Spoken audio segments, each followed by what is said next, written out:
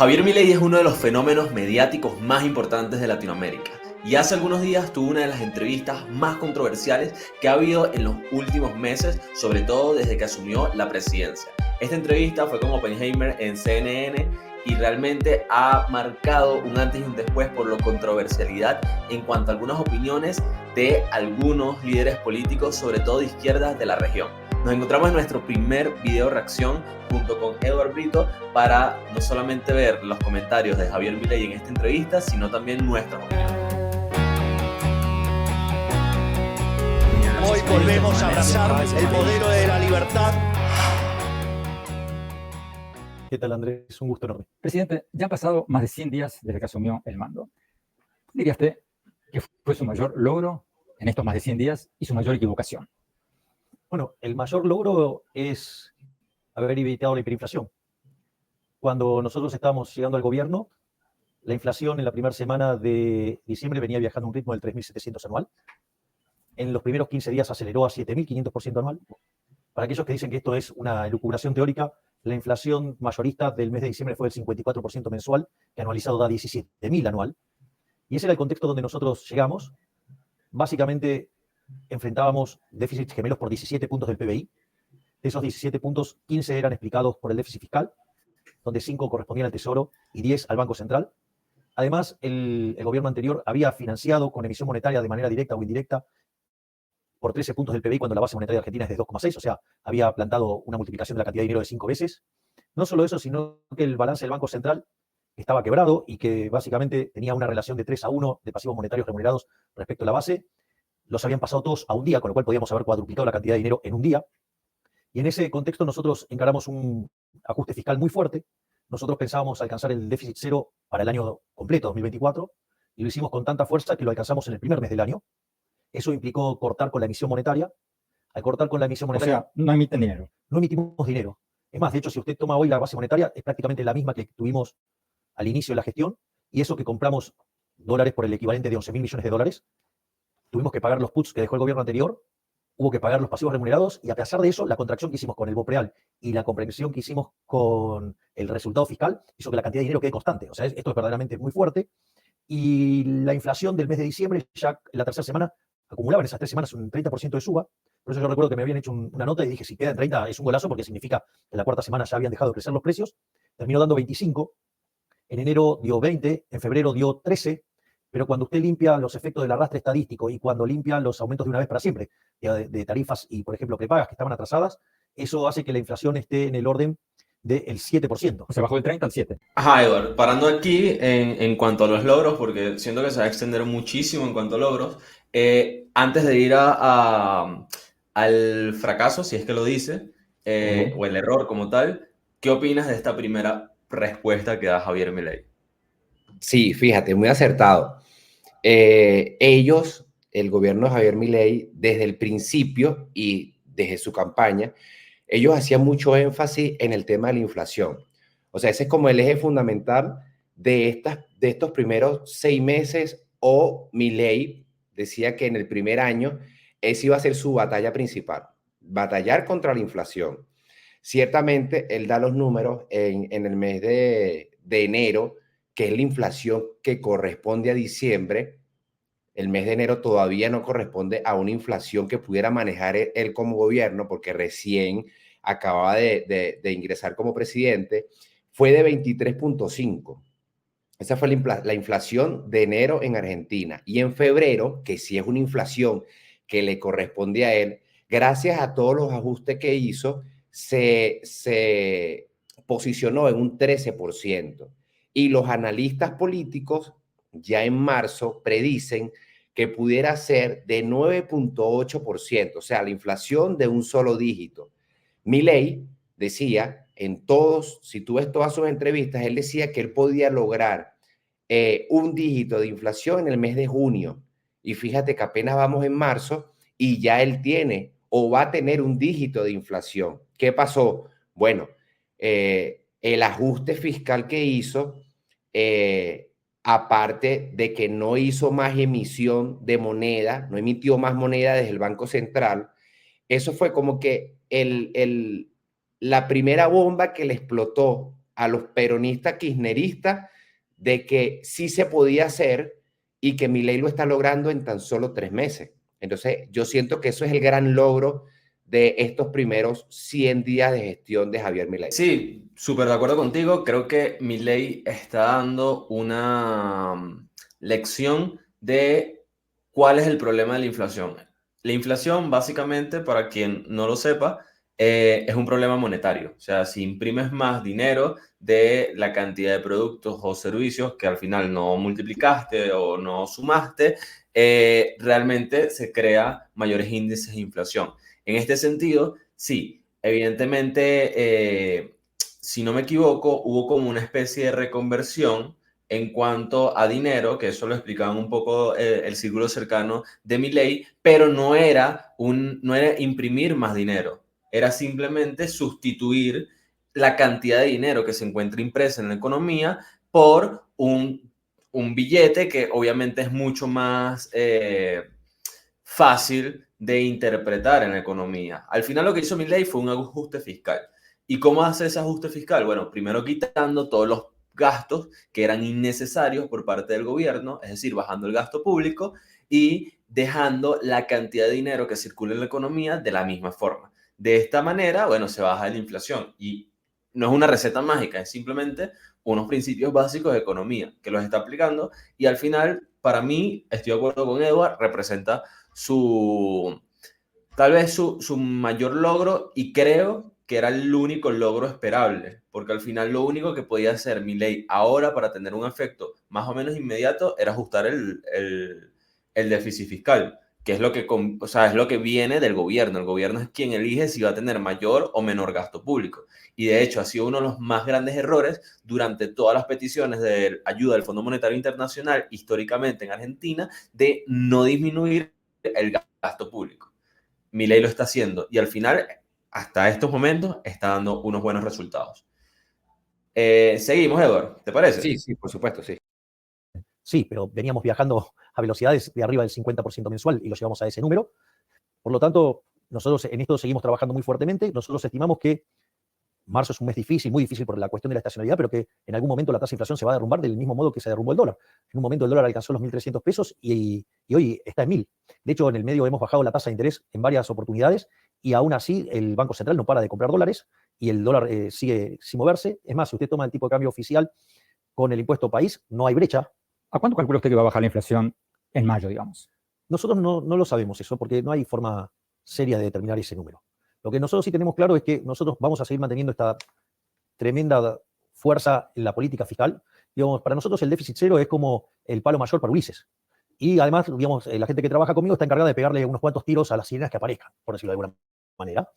Por lo tanto, nosotros lo que hemos hecho es un mecanismo por el cual la emisión es cero y el ancla nominal de la economía justamente es la cantidad nominal de dinero, la cual no se mueve.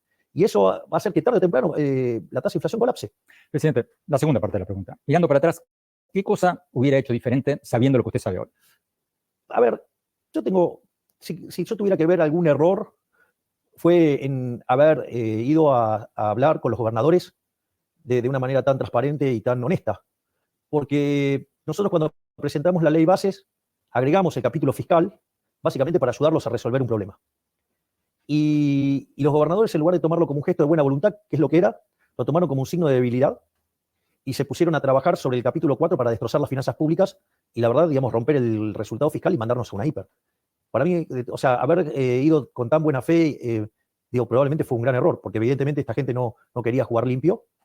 Por lo tanto, nosotros en ese momento decidimos sacar el capítulo 4. Obviamente que el círculo rojo, que piensa en términos analógicos, mientras que nosotros la era digital ya nos quedó cortita.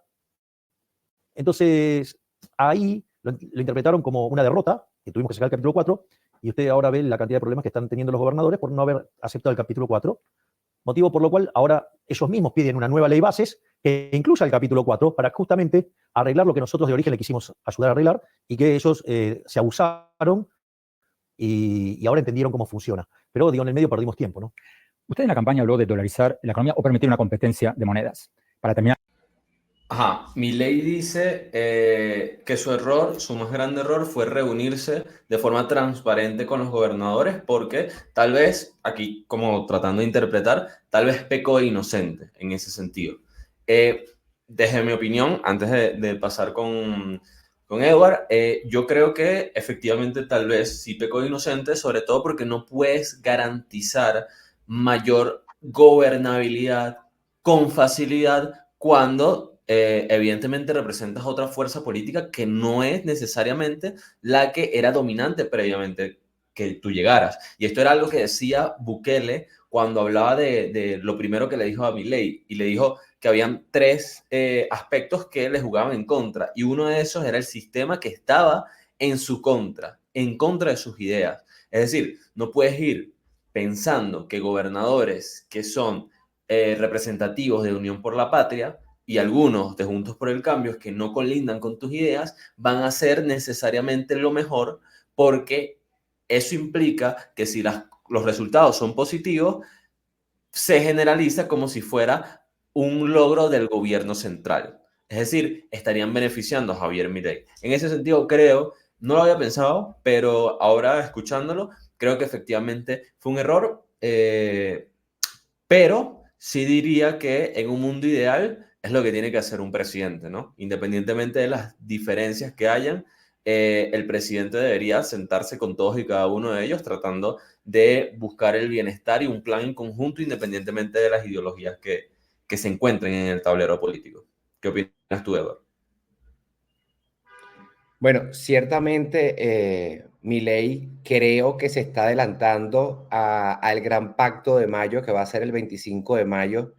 Hay que recordar que él en su discurso en el Congreso, al final del discurso, les dice a los gobernadores que él quiere realizar un gran pacto, que es el pacto de mayo, el 25 de mayo, para realizar, si se pudiera decir así, un pacto donde los gobernadores le puedan dar las herramientas al gobierno en cuanto al capítulo 4. Vamos a entender que el capítulo 4 lo que habla es de todo lo que es la ley de fiscalización y la eliminación de algunos impuestos, en especial los impuestos a la exportación y la importación, porque eso lo que va a originar es una gran cantidad de inversionistas a la Argentina, y los mismos argentinos que quieren invertir en Argentina lo pueden hacer sin tener que pagar tantos impuestos. ¿Qué pasó? Que los gobernadores sabían que el gobierno les iba a quitar la caja de lo que llaman los recursos fiduciarios o la caja fiduciaria, que era como un soporte que hacía el gobierno para apalancar las economías internas de las provincias. Entonces los gobernadores, al ver que les iban a quitar, o que se los quitaron, de hecho se los quitaron a todos, ese apalancamiento de la economía, del dinero que les iba a entrar, ellos no aceptaron. ¿Qué pasó ahora? Que muchos gobernadores no tienen cómo pagar a los educadores, a los policías, a sus funcionarios de su propio gobierno, a los funcionarios que trabajan con ellos, y ahora sí quieren como que realizar un pacto para ellos poder tener el ingreso desde el gobierno económico para ellos poder pagar todos los deberes que tienen que pagar como gobierno. Pero Milei siento que está siendo aquí un estratega político, porque él se está adelantando y está dando una opinión de algo que él sabía que iba a pasar. Él sabía que los gobernadores no le iban a aprobar esa ley ómnibus, porque era una ley muy densa, si se puede decir así, para todo lo que hay que hacer en Argentina. Él lo que siento que está haciendo ahorita es adelantando que si en algún momento el pacto no se da, no es por él, sino por los gobernadores. Y entonces cuando la gente va a decir, ¿por qué no estamos saliendo del todo de la inflación? Porque los gobiernos desde la provincia no van a poder realizar los ajustes fiscales que tienen que hacer. Ahí está el detalle, que siento que esta respuesta es como una jugada que va programada hacia el 25 de mayo y tratando de decirle al pueblo argentino que no es parte de Milei la solución, que él ya la tiene, que ahora le toca a los gobernadores asumir su rol. Tal vez un poco de estrategia de coacción, ¿no? Es como cuando Exactamente. hablaba de la asamblea. Es decir, cuando decía, si el Congreso no lo aprueba, entonces voy a consultarlo con el pueblo, y si el pueblo dice que está a favor, entonces ¿por qué el Congreso no lo aprueba? Ahora, podrían pasar dos cosas en ese caso. Si el Congreso lo aprueba, bien, Milei ganó. Pero si el Congreso no lo aprueba, independientemente de la decisión, Milei sigue ganando. Porque al final, lo mejor, o sea, la mejor propuesta eran las reformas. Eso es evidente. Entonces, si el Congreso, aún así, después de un referéndum consultivo, no lo aprueba, entonces no estarían representando realmente lo que opina la población. Y Milei sigue ganando en cuanto a popularidad se trata, aunque sea. A pesar de que las reformas no se vayan a dar. En este caso, creo que es lo mismo. Milei limpia su imagen a través de la propuesta, de las acciones, de la iniciativa. Ahora bien, si los gobernadores no la siguen y eso hace un resultado negativo, evidentemente van a quedar mal ellos. Y Pero es que probablemente se fíjate, vea como... Ajá. mira Sí, el sí. punto importante de por qué yo veo que mayo es el mes donde Milei va a tener la tasa de inflación más baja en estos últimos 4 meses. Fíjate, si enero cerró en 23, febrero cerró en 13, marzo Ujú. posiblemente cierre en 9, Correcto. abril cerrará entre 5 y 7. En mayo Claro. la inflación pudiera ser entre 3 y 5, cuidado si no 2. Entonces, ¿cuál es el mensaje a la población? Tenemos una inflación del 2% en mayo gracias a todos los ajustes que hice dentro Claro. del gobierno. Pero esa inflación se puede mantener en 2% si los gobernadores desde las provincias me ayudan a mantener ese 2%. ¿A quién le está lanzando la pelota? A los gobernadores. Ahora, pase lo que pase, Lógicamente, él siempre gana independientemente, porque él ya jugó, ya hizo la primera jugada. Entonces, al lógicamente. final, falta esperar a que ellos terminen de meter el gol, en el caso de que lo quieran. Y si lo fallan, es su culpa, por lo menos desde el punto de vista de las personas. Vamos a seguir, ¿te parece? Con esta inflación histórica de la Argentina. ¿Es una meta realizable eso antes de las elecciones intermedias del año que viene? La realidad es que, bueno, nosotros estrictamente no hemos hablado de dolarización, nosotros hemos hablado siempre de competencia de monedas, y en esa competencia de monedas es muy probable que, si se llega a imponer una moneda, la moneda que se va a imponer por las preferencias de los argentinos es muy probable que sea el dólar. Por eso se habló de dolarización, pero en realidad nosotros siempre hablamos de competencia de monedas. Porque supongamos que nosotros estamos en el negocio petrolero. ¿Por qué vamos a usar dólares? Trabajemos con el WTI. O está usted en el negocio del gas, trabaja con el BTU. O usted tiene campos y hace soja, trabajamos con el precio de la soja en Chicago. ¿No? Digo, ¿para qué estar teniendo problemas con los precios si nos podemos cubrir de manera pura y directa con eso? Entonces, lo que nosotros sí tenemos en mente es terminar con el Banco Central, que es un mecanismo de estafa. Es probablemente uno de los mecanismos por los cuales los políticos estafan a los ciudadanos de la manera más grosera y violenta. Y eso es un objetivo. Lo que sucede es que para llegar a eso, primero hay que hacer varias reformas, entre ellas la reforma del sistema financiero, la cual, digamos, estamos trabajando en armar esa reforma del sistema financiero.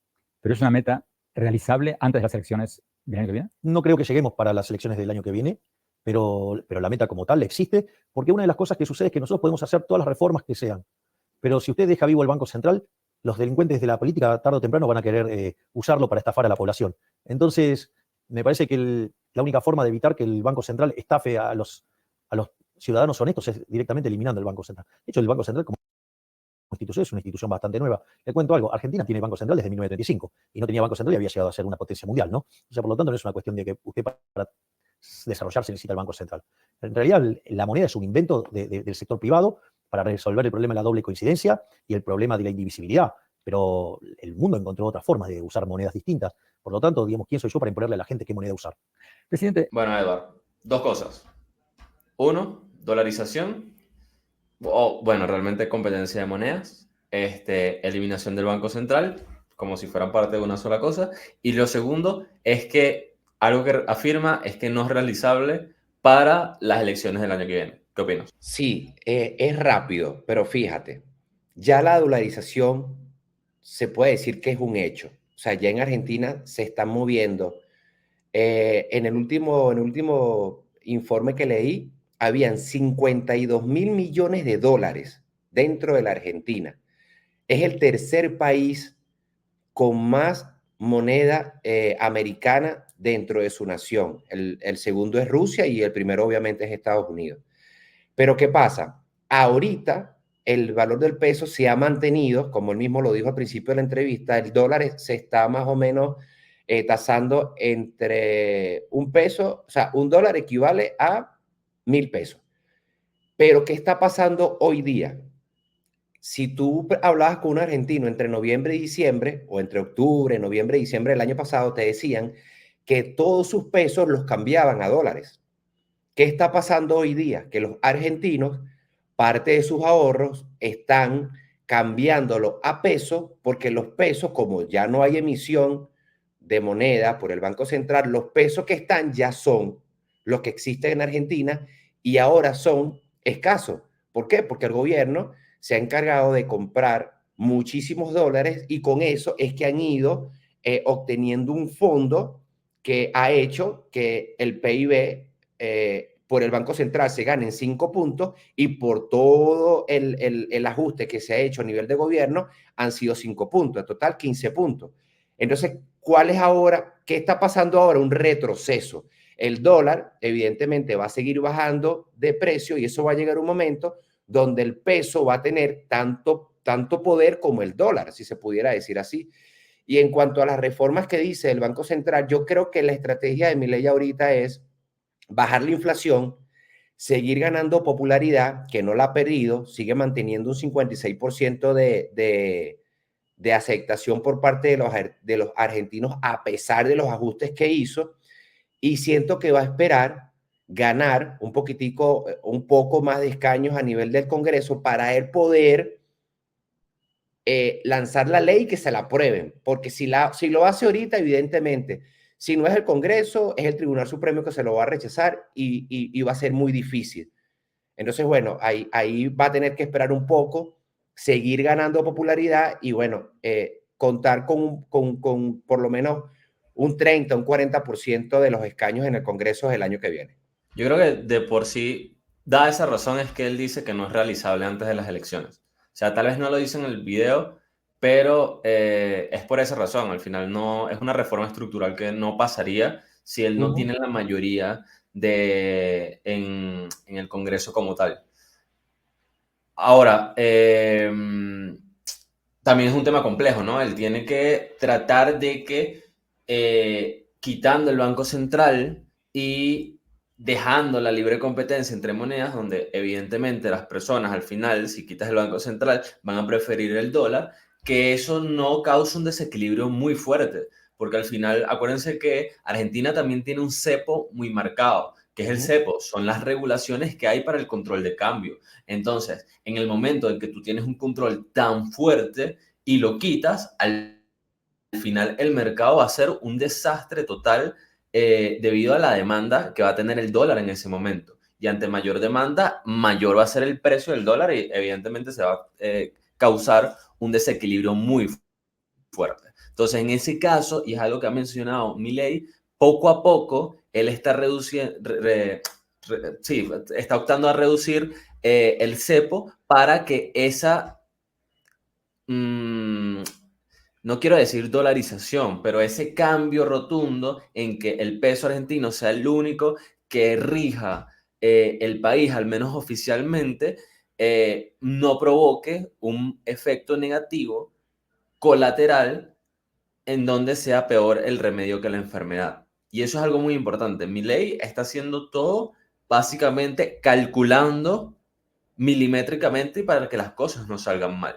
El peso hoy, que era lo que hablaba Edward, un dólar está en 857 pesos argentinos. E incluso creo que ha bajado, si no me equivoco, Edward, corrígeme. Sí, estuvo bajando, pero tuvo una pequeña subida en febrero. Hay que recordar que marzo es uno de los meses más complicados para la Argentina y a pesar de que marzo es complicado para la Argentina, ellos apuestan a que la inflación siga bajando. Claro, claro.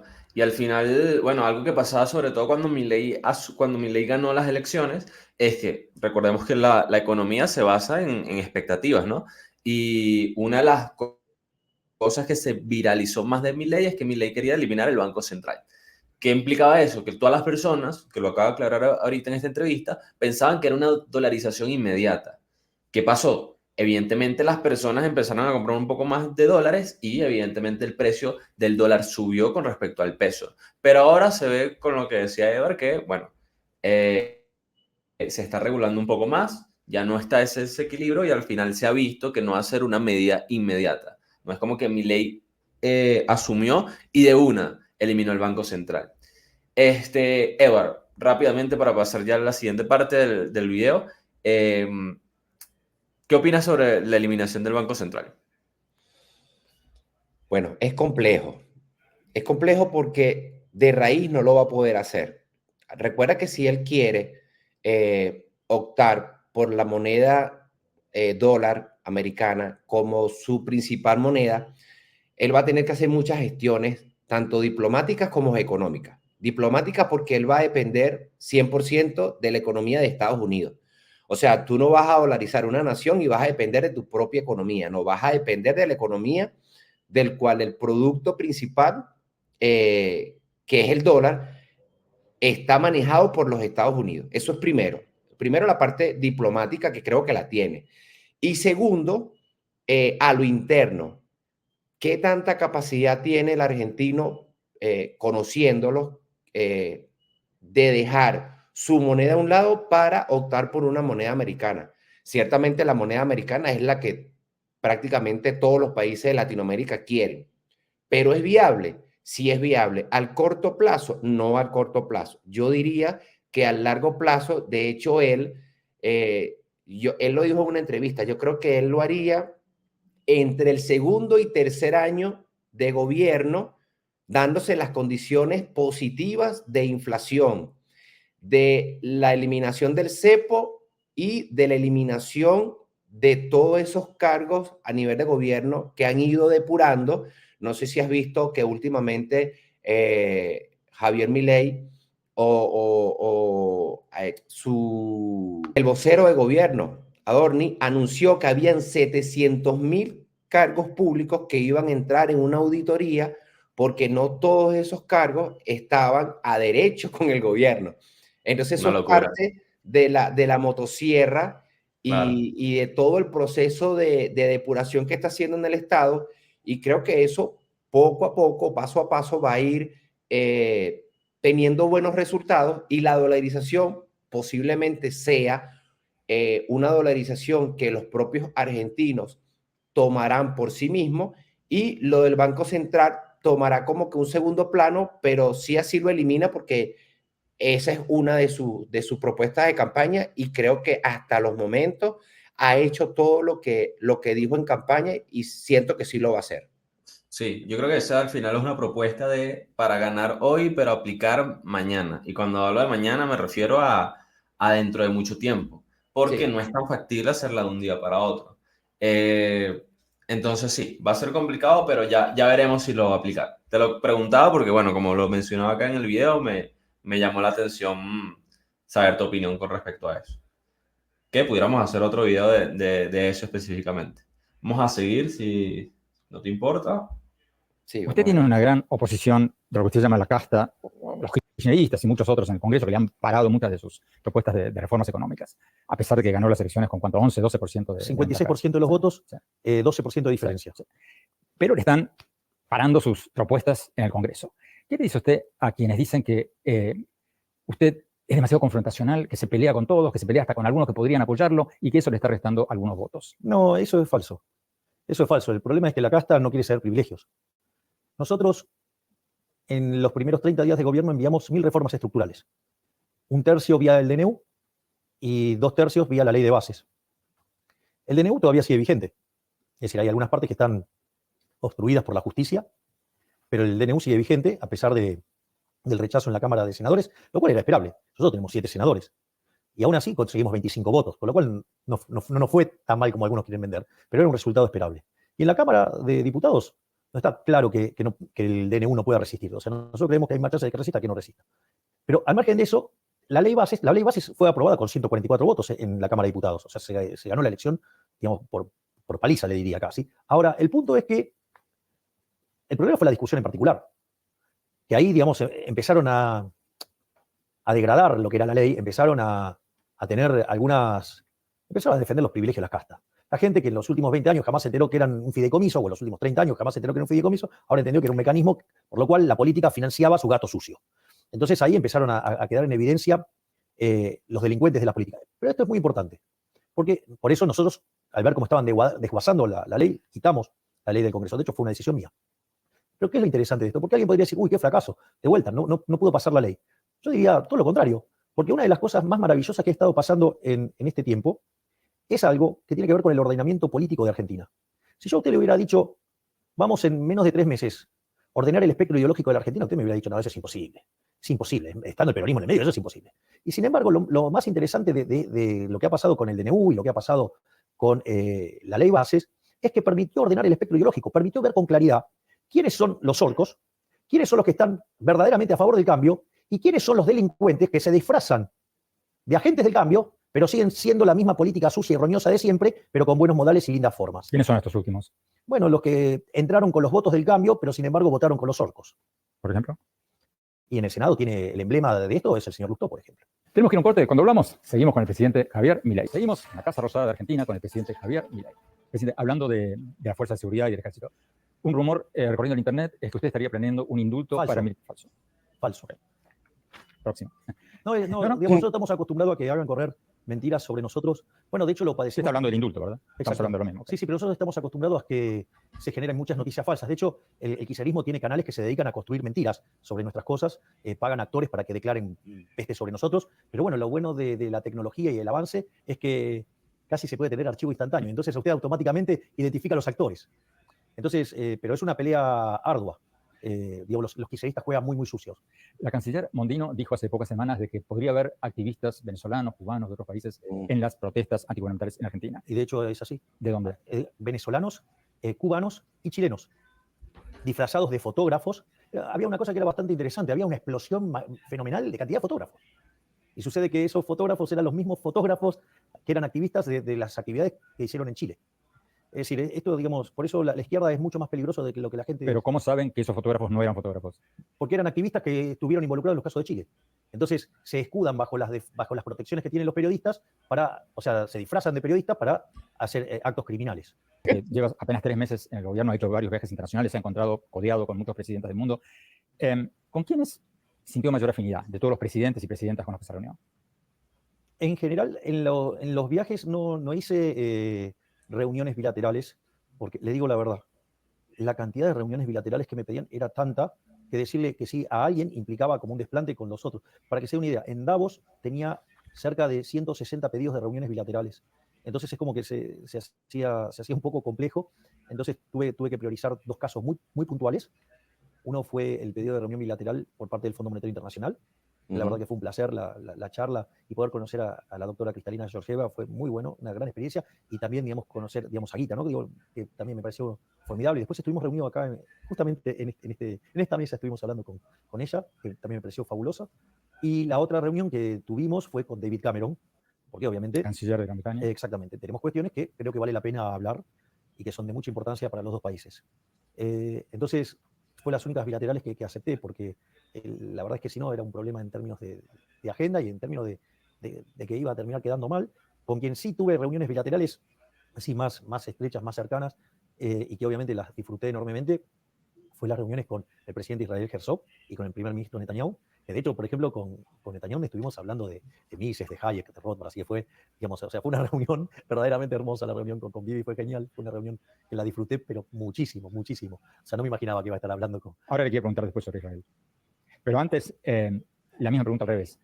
¿Quiénes son los peores presidentes de América Latina?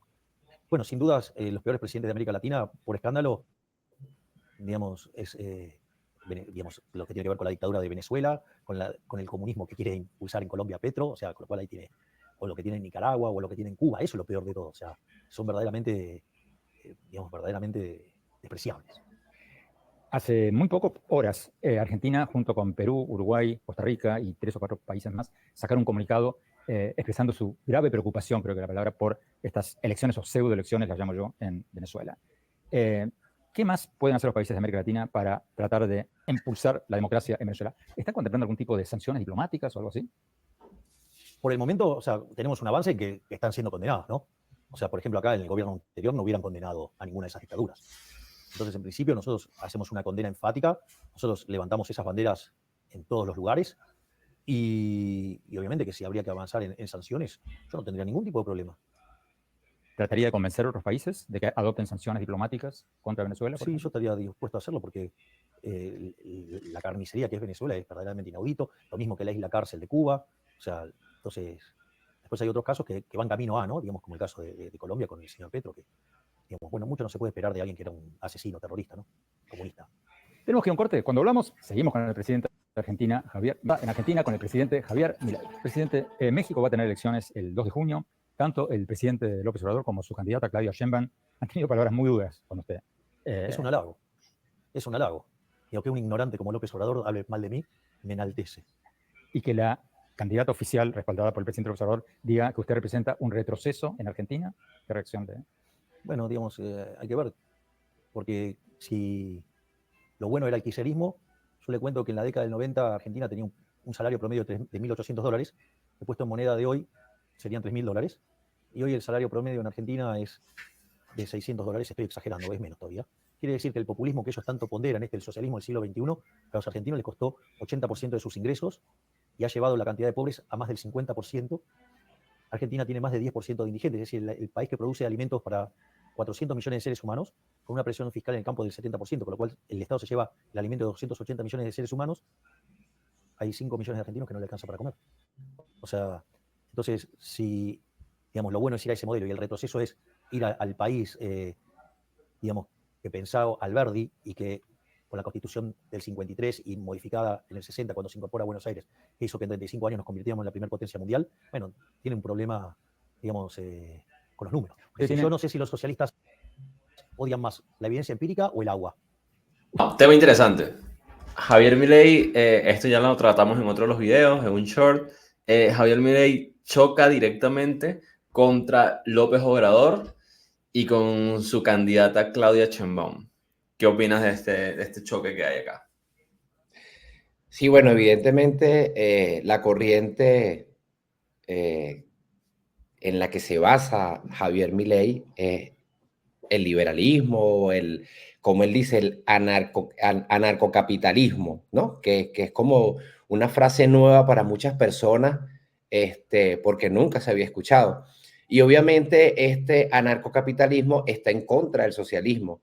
Evidentemente va a estar en contra de estos países que tienen esas tendencias socialistas como Colombia, que habló, y en los últimos días se supo que el gobierno del presidente Gustavo Petro expulsó a los diplomáticos argentinos por estas declaraciones que daba Javier Milei, que no son las primeras, inclusive desde la campaña lo hacía, y ahora contra López Obrador, pero siento que es como un mensaje a los mexicanos, visto que ya pronto tienen las elecciones, y creo que está como que enviando un mensaje a los mexicanos que es posible un cambio del socialismo al liberalismo y obteniendo buenos resultados sin necesidad de quedarse en ese sistema que como dice el mismo Milei, en algunos países lo que ocasiona es pobreza y un índice alto entre los pobres de indigentes, como es el caso de Argentina.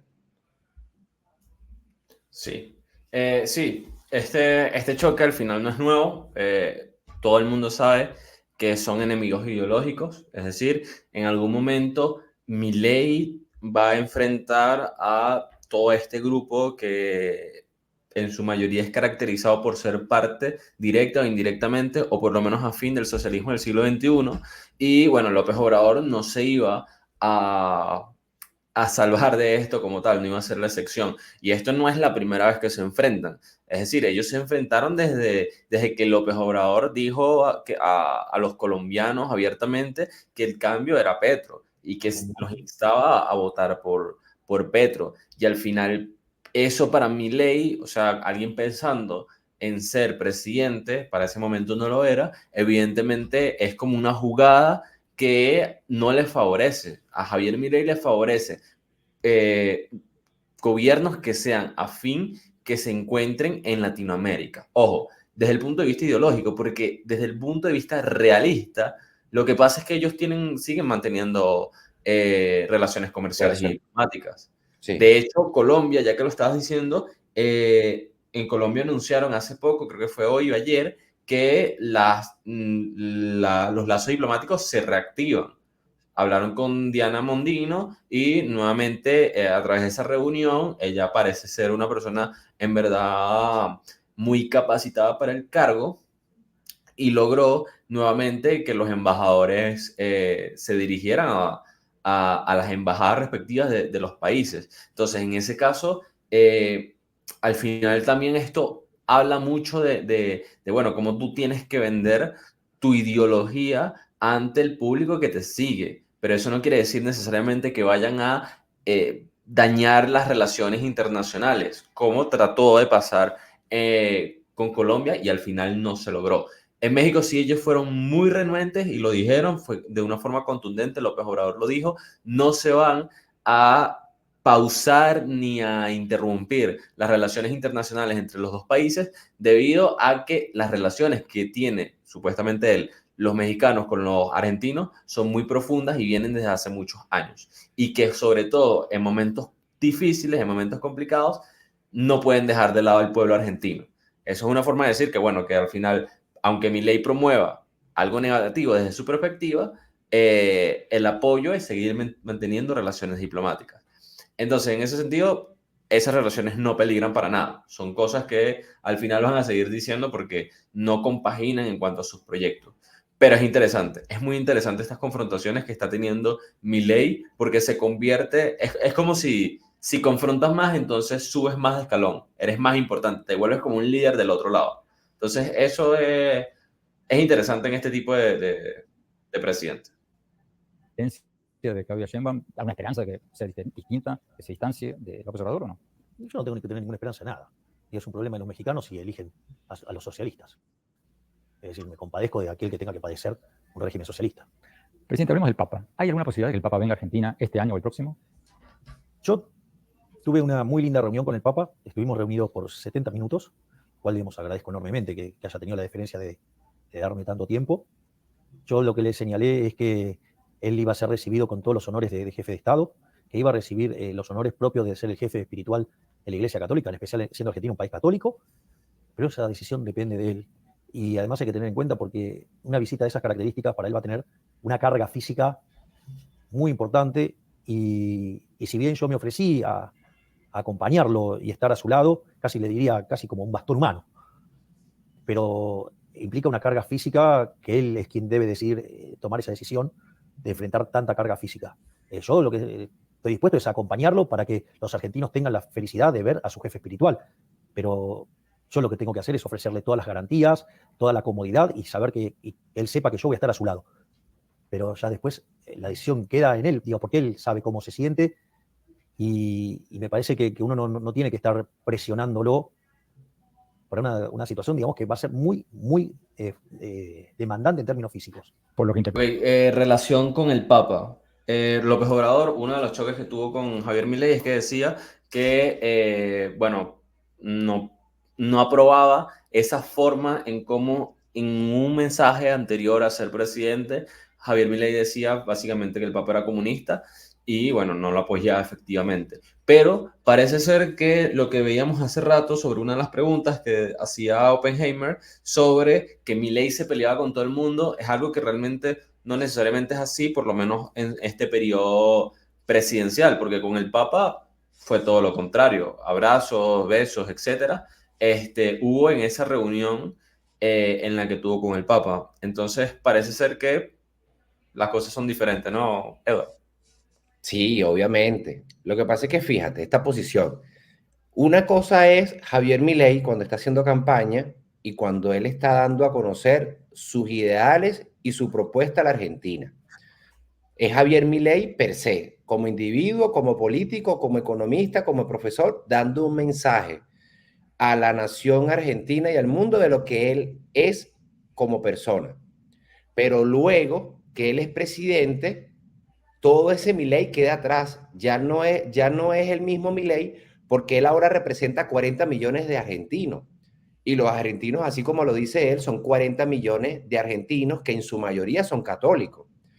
Entonces, ¿qué pasa? No te puedes pelear con el Papa porque hay muchos argentinos que votaron por ti que son católicos y que en esa idea en especial del Papa no comparten la misma idea que tú.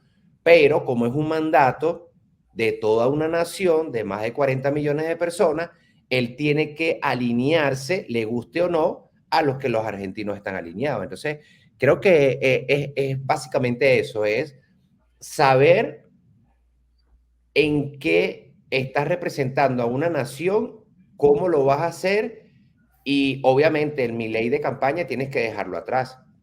Claro, claro. Y creo que desde el minuto que asumió como presidente, él lo dejó atrás. Yo lo he visto demasiado moderado. Sí. Incluso, bueno, esto es una forma de mostrarlo, ¿no? Cómo manifiesta su admiración al Papa. De hecho, en campaña lo que me resulta particular es que en uno de los debates él se disculpó por eso, por lo que había dicho sobre el Papa Francisco. Porque independientemente de quién sea el Papa como persona, que sí, en comparación a los anteriores, este Papa está un poco más inclinado hacia la izquierda, al final lo que importa es la imagen del Papa, esa figura, esa autoridad que todos los católicos, me incluyo ahí, debemos respetar. Entonces, en ese caso creo que, ciertamente, como tú dices, Milei está jugando a ser lo que debe jugar, que es básicamente ser la representación de todos los argentinos. Y la mayoría de argentinos son católicos. Exacto. Y bueno, el Papa es argentino. Mejor aún. Presidente, usted se encontró recientemente con el expresidente Trump y le dijo que ha sido un gran presidente, en sus palabras, y que espera que vuelva a ser un gran presidente. ¿No fue un error diplomático eso, considerando que el actual presidente se está presentando para su reelección y Trump se está presentando contra él? ¿No fue un error diplomático eso? No, eso no es un error diplomático. Es un error creer que es un error diplomático. A ver. Le hago una pregunta. ¿Usted dónde cree que ocurrió eso? En una conferencia del grupo conservador. ¿En qué lugar estrictamente? En Washington. Conferencia? En Washington, ¿no? ¿Pero en qué lugar? Ahí me mató. Ah, okay. ¿En qué lugar? Bueno, esto es muy importante. Porque eso ocurrió cuando él salía de su ponencia y yo iba camino a la mía y nos encontramos detrás del escenario. O sea, con lo cual eso, digamos, en términos protocolarios no cuenta. Es algo, digo, fuera del protocolo. Es decir, sin embargo, digamos, claro, más allá de eso, lo más importante es mi alineación con Estados Unidos, independientemente que esté en el gobierno los demócratas o los republicanos, más allá de mis preferencias. Mis preferencias son públicas. ¿Su preferencia es que gane Trump? Mis preferencias siempre es, digamos, o sea, soy más afín a las ideas del Partido Republicano. Ese es el punto. Eso es cierto y eso es conocido. Pero mi prioridad es ser aliado de Estados Unidos. Es decir, mis aliados internacionales son Estados Unidos e Israel. Y en eso soy absolutamente consistente. Y por eso, digamos, nosotros tenemos excelentes relaciones con el gobierno de Biden. Pero hay gente del gobierno de Biden que está bastante molesta con esto. Bueno, la vida, o sea, también podría haber gente de los republicanos que esté tan molesto porque, digamos, estuve con Blinken 1 hora y media de reunión, ¿sí? Y no solo estuve con él, digamos, sino que participo en muchas actividades con el embajador Stanley, he sido recibido en la Casa Blanca sin haber asumido. Entonces, digo, no es que no tengo gestos, o sea, porque en realidad, como presidente de la Argentina, habiendo definido el lugar en el mundo donde quiero estar, mi aliado estratégico es Estados Unidos. Estén los demócratas o estén los republicanos. Más allá de mis preferencias. O sea, para pasar a otro tema, usted lo que está diciendo es que esto fue una cosa privada y no oficial. Claro, es no oficial. Presidente, de hecho, es...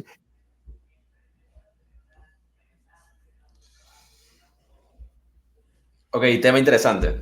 Este me parece una de las mejores partes de la entrevista. ¿Qué opinas? Bueno, fíjate, yo vi...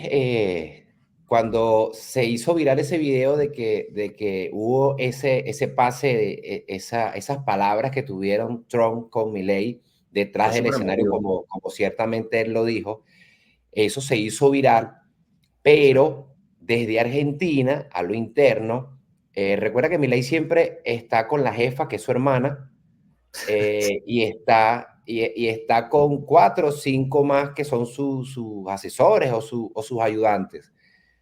Desde lo interno, sabes que la prensa argentina es una prensa que ellos siempre tratan de generar polémica o de generar noticias, de siempre se enganchan con una noticia para ese día, en la noche, tener de qué hablar.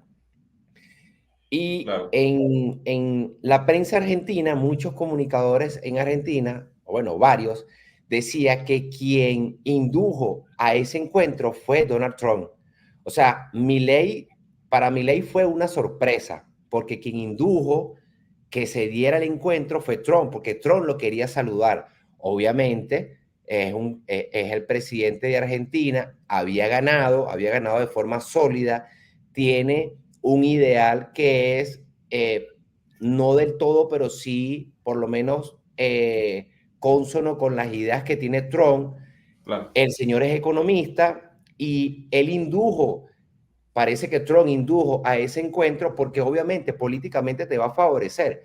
Claro. Epa, me estoy reuniendo con el presidente de Argentina que recientemente ganó por paliza a un estado que era socialista y que ahora se va a convertir en una nación Claro. liberal, ¿sabes? Es estratégico también. Acuérdate que Trump Un tipo no muy es tan inteligente. como piensan. Totalmente. Entonces, eso fue una estrategia muy bien dada, porque qué casualidad que Donald Trump va saliendo de su ponencia y va entrando el presidente de Argentina. Él mismo creo que indujo y creo que ciertamente fue así, pero no tenemos prueba de eso. Pero me parece que fue una conversación amena. Ambos se dijeron que eran buenas personas, como, qué sé yo, conseguiste un colega tuyo de la universidad en un sitio y se hablan, se intercambian palabras y listo. O sea, son amigos, obviamente son políticos y se quisieron saludar, pero más de Trump que de Milei. Sí, sí, a mí, bueno, como te dije, eso me pareció un momento muy emotivo porque en verdad se vio esa admiración, sobre todo, entre ambos. Nosotros sabemos abiertamente que Javier Milei es admirador de Trump desde hace mucho tiempo. O Sí. sea, no hay que ni siquiera remontarnos a la campaña. Remóntate a cuando estaba empezando Javier Milei a aparecer en las redes y siempre lo decía que Trump era una de las personas que admiraba. Entonces, Sí. en ese sentido, no es sorpresa. Y evidentemente, algo que no entienden estos medios de comunicación es que tú no puedes separar del todo a la persona del presidente. Es decir, si Milei tiene unos ideales, unos ídolos, por así decirlo, personas, referencias, etcétera, evidentemente esas personas se van a mantener. Y es normal que un acto, a pesar de que Milei diga que no es parte protocolar, es normal que, bueno, se saluden. Incluso yo lo llevaría al punto y todo de que si es un acto protocolar como presidente y saluda a Donald Trump, bueno, es una figura emblemática de los Estados Unidos. Y no necesariamente quiere decir que se está metiendo en contra del gobierno de Biden, porque como él lo dice, él mantiene sus relaciones. Porque es importante destacar eso. Como lo decíamos anteriormente con el tema de México, al final no son los gobiernos los que establecen relaciones. Al final es el Estado. Y el Estado se mantiene durante siempre. Es decir, los gobiernos son transicionales, el Estado como tal es eterno, dentro de lo que cabe, ¿no? Entonces, en ese sentido, las relaciones internacionales entre ambos países, entre ya sea comerciales o diplomáticas, deben mantenerse independientemente de los intereses particulares que tenga un presidente en específico. Es decir, ¿cuánto tiempo no duró las relaciones internacionales entre Venezuela y Estados Unidos, por ejemplo? Y fue Sí. después que hubo la ruptura. Pero al final ellos tenían que mantenerse en esa línea porque, bueno, y aún, ¿no? Aún se reactivaron el tema comercial, por ejemplo. Porque al final los países se necesitan entre sí. Es decir, Estados Unidos mantiene relaciones comerciales con China. E ideológicamente parecieran ser el rival más potente que hay aquí en el mundo. Entonces, en ese sentido, yo creo que no fue un error diplomático, fue parte de lo que es Milei. Milei es una persona que actúa con base en lo que él piensa. Y él piensa que Trump es, bueno, es lo mejor del mundo, entonces lo demostró ahí. Ahora, ¿qué hubiese pasado? Y hubiese sido muy interesante verlo, que se encontraran Milei, Trump y Bukele en esa conferencia. Sí. Cuidado. Solo que Bukele creo que estuvo un día antes o un día después, pero Un día antes. no coincidieron. Ellos tres no coincidieron, pero opa, tremenda reunión, ¿oíste? Habría sido algo que paraliza el mundo, de verdad, porque... Pero bueno, por lo menos que hayan estado en la misma conferencia, siendo catalogados como ese bloque conservador bueno, que esté en la política del hemisferio occidental, creo que ya significa algo, ¿no? Es una cercanía que hay, al menos ideológicamente. A pesar de que no, los tres no se tomaron la foto. Tal cual. Si usted se fija, están las computadoras, todo lo que es detrás del escenario. Presidente, usted estuvo recientemente en Israel. ¿Qué opinión le merecen las declaraciones del presidente de Brasil, del presidente de Colombia, del presidente de Chile, de que la respuesta militar de Israel al ataque terrorista de Hamas es un genocidio? No estoy de acuerdo. No estoy de acuerdo. Me parece condenable que hagan ese tipo de condenas. Una de las cosas que yo hice desde un primer momento fue repudiar el ataque terrorista del grupo terrorista Hamas. No solo eso, sino que además, obviamente, manifesté mi solidaridad con Israel. Y una de las cosas que sostuve desde el primer momento es avalar el derecho a la legítima defensa de Israel. Es decir, Israel recibió un ataque brutal. Y este tipo de cosas requieren respuestas ejemplificadoras. Y de hecho, Israel todo lo que está haciendo, lo está haciendo dentro de las reglas de juego. Es decir, Israel no está cometiendo ni un solo exceso. Es decir, pese a los excesos cometidos por los terroristas de Hamas. Entonces, lo que pasa es que ahí hay una posición ideológica. No casualmente usted me está nombrando a todos socialistas. Es decir, los socialistas tienen una doble vara. Si las dictaduras son socialistas, están bien. Las dictaduras están mal, sean de derecha, de izquierda, de lo que usted quiera, de arriba, de abajo, está mal. Esos no. Si los dictadores son de esos, están bien. Fíjese, el mejor ejemplo pasó recientemente, el 24 de marzo acá, ¿no? Digo, la señora Estela Carlotto fue en el acto donde se repudia el golpe de Estado del 76. Pero al mismo tiempo pidió que se me voltee con un golpe de Estado a mí.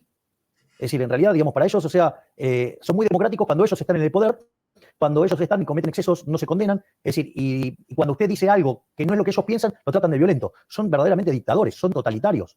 Es decir, entonces, la izquierda, en sus distintas versiones, es el cáncer de la humanidad. Pero, presidente, usted no está poniendo todos en la misma bolsa, porque le doy un ejemplo. Yo coincido con usted. Maduro es un dictador. Díaz-Canel es un dictador. Pero ya, cuando hablamos de Petro, de Lula, son presidentes que nos pueden o no gustar, pero son electos democráticamente. Bueno, sí, obvio. Son electos democráticamente y mire cómo gobiernan las cosas que hacen, a ver si respetan las libertades individuales o cada día avanzan más sobre los individuos, hacia soluciones más colectivistas. Porque eso es lo que hay que mirar. Y cuando usted mira eso, ve que cada vez avanza más en la intervención, el Estado presente, y eso, para aquellos que hemos leído, hemos tenido el privilegio y el honor de haber leído a Hayek en una de sus obras más conocidas, que es Camino de Servidumbre, sabemos en qué termina. Tenemos que ir a un corte. Cuando hablamos, seguimos con el presidente de Argentina, Javier Milei. Entonces, para ya casi ir finalizando esta primera parte de la entrevista, que hasta ahora ha sido muy entretenida y en algunos trazos controversial, habla sobre Israel y sobre todo sobre las posiciones que han tenido distintos países, que en verdad me sorprende que son más de lo que yo esperaba, que apoyan a Palestina sobre todas las cosas, y algo que él dice, que menciona, que me parece muy interesante, que habla del tema de las dictaduras. Es decir, que él condena las dictaduras de izquierda y de derecha, independientemente, porque está en contra de las dictaduras, pero pareciera que los gobiernos de izquierda condenan las dictaduras, pero las que no están alineadas con su política. Entonces, ¿qué opinas de este último trazo? Sí, ciertamente un tema muy controversial y un tema bastante delicado. Yo le estoy haciendo seguimiento al tema de Hamas desde el principio, desde que iniciaron el proceso de rehenes. Creo que fueron 140 y pico de rehenes que se llevaron, y he visto toda la logística, si se pudiera decir así, que ha hecho el gobierno de Israel para recuperar esos rehenes. En mi opinión, no es proporcional a lo que hizo el grupo Hamas. No los estoy, ni a uno ni a otro los estoy como que apoyando, porque es difícil. En una guerra o en este tipo de guerra, quienes pierden son los inocentes.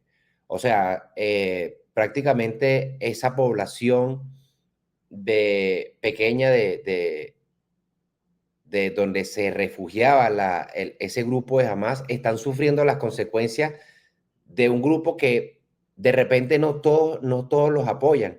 Y del otro lado de Israel, muchos familiares que están sufriendo por las pérdidas de sus hijos, de sus esposas, de sus esposos.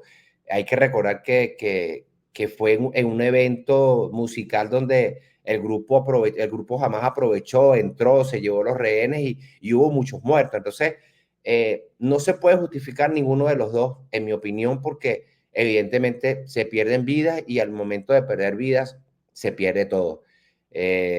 No es la paz a la que estamos acostumbrados y no es el conflicto que quisiéramos que se dé en el mundo. Pudiera ser un conflicto de qué sé yo, a nivel como dice Milei, a nivel de palabras, decir que tu gobierno no es afín al mío, condenar una dictadura o condenar qué sé yo, pero eso son palabras y con eso se puede mediar. Pero cuando se utilizan armas, cuando se bombardea una zona, cuando se utilizan rehenes y cuando se mata gente por una ideología religiosa, ya allí es descalabrado desde todo punto de vista. Totalmente de acuerdo. Sin embargo, evidentemente, o sea, en este evento puntual, si no tuviéramos que estudiar tanto el tema de la historia, de todo el recorrido de esta trayectoria que lleva esta confrontación entre Israel y Palestina, en este evento puntual que empieza con el ataque de Hamas, obviamente repudio más el acto terrorista que reactivó esta confrontación por parte de Hamas, ¿no? Esto no quiere decir, que es algo que incluso dijo Bukele en su momento, esto no quiere decir que todos los palestinos deben estar incluidos en este paquete. De hecho, no. Hamas es un sector extremista que está llegando hasta este punto por sus fines políticos, sociales, personales, como lo quieran ver.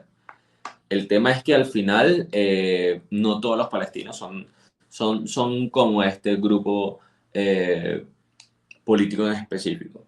Yo en algo sí estoy de acuerdo con Milei, y es que pareciera que estos gobiernos de izquierda pareciera que odian la dictadura hasta que es alguno de sus socios los que tiene una dictadura. De hecho, varios de ellos apoyan a Rusia en su confrontación con Ucrania.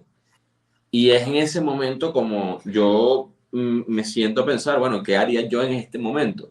Bueno, la realidad es que independientemente de si eres mi aliado o no, comercial, diplomático, político, lo que sea, yo me tengo que desentender de una persona que no comparte los mismos valores. O sea, tengo derecho a repudiar ese acto, por lo menos la invasión de Rusia a Ucrania. Tengo derecho a repudiar que Rusia haya invadido Ucrania o que jamás haya atacado a Israel, porque como tú dices, son vidas humanas.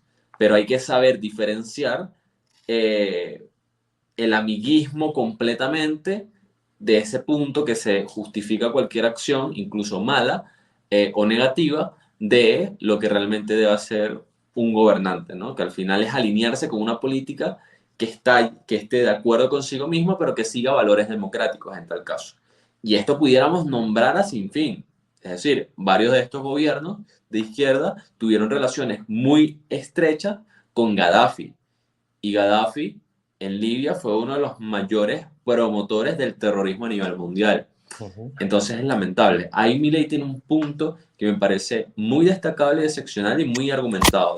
Bueno, en este sentido, hemos terminado la primera parte. Vamos a esperar a que Oppenheimer publique la segunda parte, porque ya teníamos varios avances que se habían dado a través de cortos, etcétera. Se ha hecho una buena promoción y al final ya sabíamos un poco de lo que iba, pero me deja muy buenas impresiones. Edward, impresiones finales sobre esta primera parte. Sí, efectivamente, bastante interesante. Muchas preguntas que Milei respondió muy rápido, inclusive preguntas que el presentador no terminaba de hacer la pregunta y él estaba respondiendo. Creo que va a ser una segunda parte muy, muy buena, al igual que esta primera. Y bueno, apenas tengamos esa segunda parte, de igual manera vamos a hacer el análisis para que ustedes, nuestro público, tengan de primera mano la información que se está dando tanto en Argentina como en el mundo. Bueno, Edward, ha sido todo un placer. En verdad, esto es nuestro primer video reacción. Vamos a tratar de hacer video reacciones constantemente de discursos, entrevistas de Javier Milei, Donald Trump, Bukele y muchos actores más, incluso también de izquierda, para ir analizando un poco más y tener este tipo de contenido. Si te gustó, si ya estás aquí, dale like, activa la campanita, comenta y suscríbete. Pronto volveremos con mucho más contenido similar o incluso hasta mejor. Bye. Bye, hasta luego.